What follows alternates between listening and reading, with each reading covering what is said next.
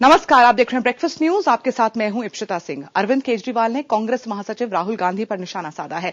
IBN 7 से खास बातचीत करते हुए केजरीवाल ने कहा कि ग्राम सभाओं को ज्यादा अधिकार देने के लिए उन्होंने एक बार राहुल गांधी से मुलाकात की थी। उस समय राहुल ने उनसे कहा था कि अगर गांव से संबंधित एक भी योजना बंद की गई तो उनके चारों तरफ इतने मगरमच्छ हैं कि उनकी सरकार गिर जाएगी। इसके अलावा अरविंद ने और भी कई जानकारियां दी हैं। उनसे खास बातचीत की हमारे संवाददाता विक्रांत यादव ने।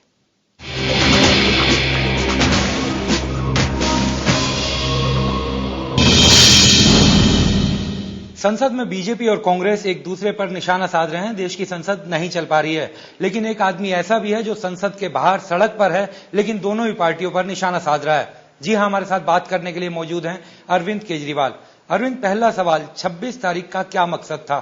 क्यों आप लोग सड़कों पर उतरे? और कुछ लोगों का कहना है कि इस तरीके से तांडव मचाने की क्या जरूरत थी? देखिए, 26 तारीख का सबसे बड़ा मकसद ये था, इस देश की जनता के सामने सबूतों के आधार पर यह रखना कि किस तरह से बीजेपी और कांग्रेस दोनों पार्टियां मिली हुई हैं भ्रष्टाचार के अंदर। कोयला घोटाले में साफ साफ आ गया कि केंद्र सरकार किस तरह से कोयला अपनी मनपसंद कंपनियों को बांट रही थी और किस तरह से बीजेपी सरकार के मुख्यमंत्री चिट्ठियां लिख लिख के नीलामी का विरोध कर रहे थे कि कोयला नीलाम नहीं होना चाहिए और अपनी मनपसंद कंपनियों की भी रिकमेंडेशन कर रहे थे। आप हिमाचल प्रदेश में चले जाइए, आप देखेंगे कि चाहे बीजेपी की सरकार आ जाए या कांग्रेस की सरकार आ जाए, ठेके जेपी इंडस्ट्रीज को ही मिलते हैं। आप केंद्र में आ जाइए, चाहे बीजेपी की सरकार आ जाए चाहे कांग्रेस की सरकार आ जाए, ठेके रिलायंस को ही मिलते हैं। तो एक ये बड़ा इंटरेस्टिंग हो गया कि दोनों पार्टियां मिलकर भ्रष्टाचार करती हैं और भ्रष्टाचार जो भी पार्टी आ जाए, कांग्रेस आ जाए तो बीजेपी वालों को भी ठेके मिलते हैं, बीजेपी आ जाए तो कांग्रेस वालों को भी ठेके मिलते हैं। और बीजेपी वाले आते हैं तो कांग्रेस वालों को जेल नहीं भेजते भ्रष्टाचार के लिए, कांग्रेस वाले आते हैं तो बीजेपी को जेल नहीं भेजते भ्रष्टाचार के लिए। तो ये एक बड़ा अच्छा सेटिंग है इन सब पार्टियों के बीच में और जनता बेवकूफ बनती है। अरविंद, जब तक आप हिसार में कांग्रेस का विरोध कर रहे थे सब ठीक था। इस बार आपने बीजेपी कांग्रेस दोनों को निशाने पर लिया। आप ही की टीम में फूट दिखाई देने लगी। किरण बेदी वहां नहीं पहुंचती हैं। उसी दिन वो फैसला लेती हैं 26 तारीख को कि वो वहां नहीं जाएंगी। देखिए, किरण जी का मैं बहुत ज्यादा सम्मान करता हूं। किरण जी बहुत प्यार करती हैं मुझे, मैं उन्हें बहुत प्यार करता हूं और पिछले 1-1.5 साल में जो आंदोलन है उसमें उनका कंट्रीब्यूशन बहुत ज्यादा रहा है।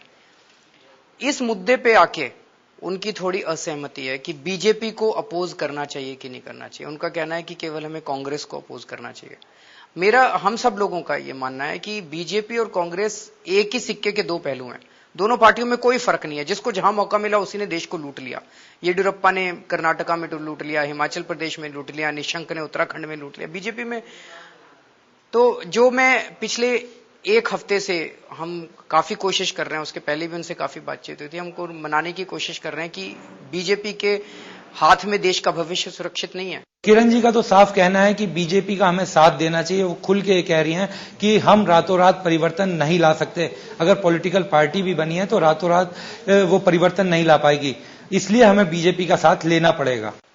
बीजेपी का साथ कैसे कर सकते हैं? बीजेपी और कांग्रेस तो दोनों ही एक ही धारा के दो पहलू हैं। बीजेपी भी भ्रष्टाचार में लिप्त है। बीजेपी के साथ मिलके हम एक तरह से बीजेपी के कुक बन जाएंगे, कुक बनते जा रहे हैं। क्या किरण जी ने कभी कहा कि बीजेपी के साथ मिलकर हमें भ्रष्टाचार की लड़ाई लड़नी चाहिए? नहीं, अभी पिछले हफ्ते 10 दिन से जब हमारा 26 तारीख का आंदोलन था उसके पहले उनका ये कहना था कि भाई हमें बीजेपी के खिलाफ नहीं बोलना चाहिए, नितिन गडकरी का घेराव नहीं करना चाहिए, बीजेपी के खिलाफ नहीं बोलना चाहिए। लेकिन अभी मैं अखबारों में ही केवल पढ़ रहा हूं, अखबारों में ऐसी खबरें छप रही हैं कि उनका कहना है कि बीजेपी के साथ एक जॉइंट फ्रंट एंटी करप्शन का बनाना चाहिए, जो मुझे लगता है जिसका कोई मतलब नहीं होगा। अरविंद, अब आप लोग राजनीतिक विकल्प देने की बात कर रहे हैं। पार्टी आपकी 2 तारीख को बनने की बात है कि 2 तारीख को घोषणा की जाएगी। कैसे दूसरी राजनीतिक दलों से अलग होंगे आप? देखिए, कई सारी चीजें हैं। सबसे पहले तो ये पूरा आंदोलन अन्ना का आंदोलन नहीं है, टीम अन्ना का आंदोलन नहीं था, ये जनता का आंदोलन था। जनता सड़कों के ऊपर उतरी और जनता ने इस आंदोलन को चलाया। अनशन अभी जो हुआ जुलाई अगस्त में, इस अनशन के अंत में भी जनता ने निर्णय लिया कि अब हमें राजनीतिक विकल्प देने की जरूरत है। और अब ये जो कहने को ये पार्टी है, लेकिन ये आंदोलन ही रहेगा। अभी जो राजनीतिक विकल्प है ये भी जनता ही चलाएगी। इसमें कोई पार्टी हाईकमांड नहीं होगा। पार्टी का नाम क्या होगा, ये भी जनता तय कर रही है। हमारे पास 15,000 लोगों के सुझाव आए हुए हैं, उनको सबको पढ़ने की कोशिश कर रहे हैं। तो जनता पार्टी का नाम तय करेगी। इस पार्टी का मैनिफेस्टो क्या होगा, ये भी हम जनता से पूछ रहे हैं। तो जनता अपने सुझाव भेज रही है। पार्टियां क्या करती हैं, 4 आदमियों की मैनिफेस्टो कमेटी बना देती है। वो एक कमरे में बैठ के सारी समस्याएं और सारे समाधान लिख देती है। जब हम लोगों ने पार्टी का ऐलान किया तो विदर्भा के जो किसान हैं, उनके लीडर हमसे मिलने आए, किशोर तिवारी जी। उन्होंने हमें कहा कि ये हमारी समस्याएं हैं, आप क्या समाधान देंगे। मैंने कहा जी हमें तो समाधान पता ही नहीं, आप ही बताइए, आप ही की पार्टी है, आप ही का आंदोलन है। तो मैं आपको यह एश्योर कर सकता हूं कि जो आप लोग लिख के देंगे वो वर्ड टू वर्ड इस मैनिफेस्टो में होगा। 3 दिन के बाद गन्ना किसानों के लीडर्स हमसे मिलने आए, लैंड एक्विजिशन वाले मिलने आए। हमने उन सबको यही कहा कि आप बताइए कि आपके हिसाब से क्या समस्या है। लेकिन अरविंद, इससे कहीं बातें उलझ तो नहीं जाएंगी, क्योंकि हर जगह की, हर छोटे छोटे इलाके की अपनी समस्याएं हैं, अपना हर जगह का इलाज भी दूसरा है, हर जगह एक चीज काम नहीं कर सकती। तो कैसे पूरे देश को एक करके आप चल सकेंगे? यही तो मैं इन पार्टियों से कहने की कोशिश कर रहा हूं कि 4 आदमी एक बंद कमरे के अंदर इतने डाइवर्स कंट्री का मैनिफेस्टो कैसे बना सकते हैं। ये मैनिफेस्टो तो ऑब्वियसली बहुत डाइवर्स होना होगा।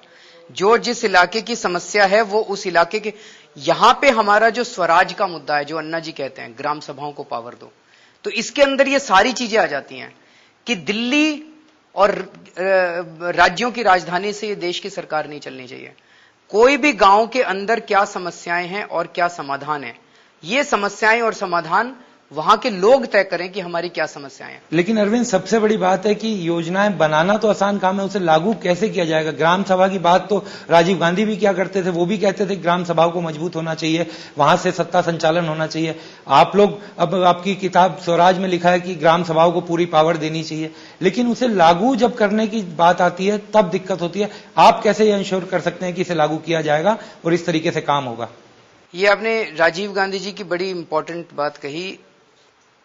आप उनके बारे में और कुछ भी कह सकते हैं, लेकिन एक चीज जो उन्होंने अच्छी कही, जब ये 73rd और 74th अमेंडमेंट आए थे, उसके पहले वो इसके कॉरेस्पॉन्डिंग 67th या 68th अमेंडमेंट थे, मेरे को एग्जैक्टली याद नहीं है। उस वक्त उन्होंने संसद में कहा था, राजीव गांधी जी ने, कि मैं इस पूरे देश में बहुत घूमा हूं और मैंने ये पाया कि हमारे देश की समस्याएं ये टेक्निकल नहीं है, ये राजनीतिक पॉलिटिकल प्रॉब्लम है। पहले मैं सोचता था कि अगर आप कंप्यूटराइजेशन कर दो, आप ये सब कर दो, तो देश की समस्या सॉल्व हो जाएंगी। लेकिन जब तक आप सीधे सीधे ग्राम सभाओं को सत्ता नहीं दोगे, जब तक आप सीधे सीधे पॉलिटिकल पावर दिल्ली से लोग गांव गांव में नहीं ट्रांसफर करोगे, तब तक सॉल्व नहीं होने वाली। लेकिन अनफॉर्चुनेटली आज राजीव गांधी जी की बात ना कांग्रेस मानती है और ना ही उनके अपने परिवार के सोनिया गांधी जी और राहुल गांधी जी मानते हैं। मैं 2 साल पहले राहुल गांधी जी से मिला था। मैंने उनको यही बात कही थी। मैंने कहा, आप दिल्ली में बैठ के योजनाएं क्यों बनाते हैं? आप एक गांव में अगर 20 योजना भेजते हैं 2 करोड़ रुपए की, आप 2 करोड़ रुपए दे दीजिए गांव को, वो गांव वाले अपने आप बैठ के योजना बना लेंगे। तो उन्होंने कहा कि ये तो हम जानते हैं, आप नई बात क्या बता रहे हैं। तो मैंने कहा, अगर आप जानते हैं तो क्यों नहीं करते? तो उन्होंने कहा, एक एक योजना के इर्द गिर्द इतने बड़े बड़े मगरमच्छ बैठे हुए हैं कि अगर एक योजना में बंद कर दूं तो हमारी पार्टी की सरकार गिर जाएगी। तो मुझे बड़ा आश्चर्य हुआ कि ये सारी योजनाएं बनती गरीबों के नाम से है, वोट लेने के लिए, लेकिन इनको तो पता है कि ये पैसा हमें यहीं लूटना है और हमारी जो कोएलिशन पार्टनर्स हैं उन्हीं को लूटना है। तो ये बड़ा दुख हुआ। मैंने उनको यही कहा कि आपके पिताजी का अधूरा सपना था, इस सपने को आप पूरा कीजिए। तो आज उन्हीं के, राजीव गांधी जी का सपना ना राहुल गांधी जी पूरा करना चाहते हैं, ना सोनिया गांधी जी पूरा करना चाहती है, ना कांग्रेस पूरा करना चाहती है। और अगर मैं झूठ बोल रहा हूं तो मणिशंकर अय्यर बताएं। मणिशंकर अय्यर से मेरी बातचीत हुई थी, वो कहते हैं कि उनका सपना था कि सीधे सीधे ग्राम सभाओं को और मोहल्ला सभाओं को पावर मिलनी चाहिए, लेकिन आज सब कुछ भूल गए। अरविंद, अब पार्टी की अगर हम बात करें तो आप लगातार कहते हैं कि हर जगह हाईकमांड काम करता है। आपकी पार्टी में भी कुछ लोग विरोधी हैं, वो कहते हैं कि अरविंद हाईकमांड की तरह बिहेव करते हैं। तो कैसे इस हाईकमांड से बाहर निकला जाएगा, कैसे अपनी पार्टी को निकाल सकेंगे? देखिए, अभी तक ये आंदोलन था और आंदोलन का नेतृत्व अन्ना कर रहे थे, अन्ना निर्णय लेते थे। लेकिन अब जब ये पार्टी बनेगी तो पार्टी के अंदर वॉलंटियर्स और मेंबर्स और ये सब, तो उनको तो इसमें मोटे मोटे तौर पे सिलेक्शन ऑफ कैंडिडेट्स। आज अगर आप किसी पार्टी के अंदर टिकट लेना चाहें तो आपको 1 करोड़ 1.5 करोड़ रुपए देने पड़ते हैं। यहां पे सिलेक्शन ऑफ कैंडिडेट्स कोई हाईकमांड नहीं करेगा, यहां पे जनता तय करेगी। पूरा पारदर्शी तरीके से होगा, उस इलाके की जनता तय करेगी कि इस हमारे आंदोलन का कौन होगा। दूसरा है मैनिफेस्टो। मैंने बताया कि मैनिफेस्टो जो है वो जनता तय करेगी, यहां तक कि पार्टी का नाम तक जनता तय कर रही है। तो ये सारा का सारा ये जैसा मैं बार बार कहता हूं कि ये पार्टी कागजों के अंदर पार्टी है, लेकिन ये जनता का आंदोलन है और जनता के आंदोलन से ही निकला हुआ एक राजनीतिक विकल्प है। हम लोगों के पास वोट मांगने के लिए नहीं जाएंगे। हमारा यह कहना है कि अगर किसी को लगता है, आज तक कांग्रेस को वोट देता आया, उसको लगता है कि कांग्रेस इस देश को भ्रष्टाचार से मुक्ति दिला सकती है, कांग्रेस को वोट दे दो। अगर आपको लगता है बीजेपी इस देश को भविष्य दे सकती है, समाजवादी पार्टी इस देश को भविष्य दे सकती है, उनको वोट दे दीजिए। लेकिन अगर आपको लगता है ये सारी पार्टियों ने आज तक इस देश को लूटा है, तो आज पहली बार इस देश के लोग मिलकर एक राजनीतिक विकल्प बना रहे हैं। मुझे लगता है ये आखिरी मौका है, कम से कम मुझे लगता है मेरी जिंदगी में तो आखिरी मौका है। अगले 40 साल तक अब दूसरा मौका नहीं मिलने वाला। तो इस देश के लोगों को इस पूरे संघर्ष, इस धर्म युद्ध के अंदर जुड़ना चाहिए। लेकिन अरविंद, आप उम्मीदवार ईमानदार चुन भी लें, जनता के बीच से आप तय भी कर लें, लेकिन कहा जाता है कि सत्ता में अलग ही नशा होता है। आपके उम्मीदवार कैसे उस सत्ता के नशे से बाहर रह पाएंगे? कैसे इस बात की गारंटी होगी कि सत्ता मिलने के बाद वो भ्रष्टाचार नहीं करेंगे या भ्रष्टाचार में शामिल नहीं होंगे? एक दिन मैं और मनीष बैठ के बातचीत कर रहे थे। एक आदमी कोने में आके बैठ गया हमारे ऑफिस में। मैं मनीष को कह रहा था कि ये नई व्यवस्था जो है, इसमें ऐसा होना चाहिए कि हमारी इस राजनीतिक विकल्प का अगर कोई भी व्यक्ति संसद में या विधानसभा में जाता है तो कोई लाल बत्ती की गाड़ी नहीं होनी चाहिए उसके पास, कोई बड़ा बंगला नहीं होना चाहिए उसके पास, वो एक कमरे के फ्लैट में रहे आम आदमी की तरह। कोई सिक्योरिटी नहीं होनी चाहिए। सिक्योरिटी जनता के लिए होनी चाहिए, इन नेताओं के लिए नहीं होनी चाहिए। उसका जितना कोटा है वो सब कैंसिल होना चाहिए। एमपी एमएलए फंड नहीं होना चाहिए। तो वो कोने में बैठा हुआ आदमी थोड़ी देर बाद आके, हमने पूछा हाँ जी बताइए क्या? तो कहता है जी मैं टिकट लेने आया था, लेकिन आपकी बातें सुन के मैं सोच रहा हूँ टिकट लेके अब क्या करूंगा, जब यही सब करना है आप लोगों ने तो फिर। तो मुझे लगता है कि अगर इन कुर्सी से जुड़ी हुई जितनी शक्तियां हैं और जितनी पर्क्स हैं, अगर आप वो सब खत्म कर दें। दूसरी चीज है कि जीतने के बाद मान लीजिए कोई कैंडिडेट भ्रष्ट हो जाता है, तो जन लोकपाल बिल हमें तुरंत, अगर ये राजनीतिक विकल्प आता है तो तुरंत हफ्ते 10 दिन के अंदर ये जन लोकपाल बिल पारित कर देना चाहिए। जन लोकपाल बिल पारित हो गया तो उसको तो 3 महीने 6 महीने के अंदर जेल हो जाएगी। जो भी भ्रष्टाचार करेगा जनता सीधे जाके उसकी शिकायत करेगी और उसको तो जेल हो जाएगी। एक और बड़ी चीज, इंटरेस्टिंग चीज, आपने कहा ये पार्टी अलग कैसे होगी। हमारी जब पहली मीटिंग हुई अभी 2 हफ्ते पहले, सबसे पहला काम हम लोगों ने ये किया कि हमने ये डिसाइड किया कि इस पार्टी के जितने ऑफिस बेरर्स होंगे, कमिटी मेंबर्स होंगे, हमारे ऊपर क्या आचार संहिता लगेगी। सबसे पहले हम लोगों ने अपने लिए लोकपाल बनाया। तो हमारे ऊपर 4 तरह की, किसी के ऊपर भी भ्रष्टाचार का आरोप भी नहीं होना चाहिए, वो तो अलग बात है, चार्जशीट एफआईआर, आरोप भी नहीं होना चाहिए। किसी के ऊपर भी आईपीसी के अंदर कोई मॉरल टर्पिट्यूड, इसका कोई केस, बलात्कार, हत्या, इस तरह का कोई आरोप भी नहीं होना चाहिए। किसी के ऊपर भी कोई नशेड़ीपन का आरोप नहीं होना चाहिए। किसी के ऊपर भी चरित्र, एडल्ट्री का आरोप नहीं होना चाहिए। अगर ऐसा कोई भी आरोप है तो हम लोगों ने 2 जजेस की कमेटी बनाई है, जस्टिस एपी शाह जो दिल्ली हाईकोर्ट के फॉर्मर चीफ जस्टिस थे, और एक और जज हैं जिनसे अभी बातचीत चल रही है।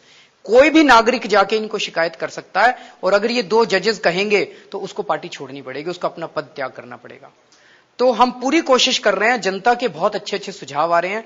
ये जो राजनीतिक विकल्प है, ये इस देश के अंदर आज राजनीति जो है ये ऐसे हो गई है कि अगर कोई कहे मैं राजनीति में जा रहा हूं तो ऐसे लगता है ये बिल्कुल बहुत ही गंदा आदमी है। जो लाल बहादुर शास्त्री भी राजनीति में थे, उन्होंने भी चुनाव लड़े थे, उनको कोई ये नहीं कहता था ये सत्ता का लोभी है, सत्ता का लालची है। बाबा साहब अंबेडकर ने भी चुनाव लड़े थे, सरदार पटेल ने भी चुनाव लड़े थे। उस वक्त राजनीति में जाना देशभक्ति मानी जाती थी। हमें आज अपने देश में ऐसा करना पड़ेगा कि अगर कोई राजनीति में जाए तो ये ना कहा जाए कि ये सत्ता का लालची है, सत्ता का लोभी, ये कहा जाए देशभक्त आदमी है। ऐसी राजनीति की परिकल्पना हमें करनी पड़ेगी। अरविंद से कोल ब्लॉक आवंटन के मुद्दे पर भी बातचीत करेंगे एक छोटे से ब्रेक के बाद।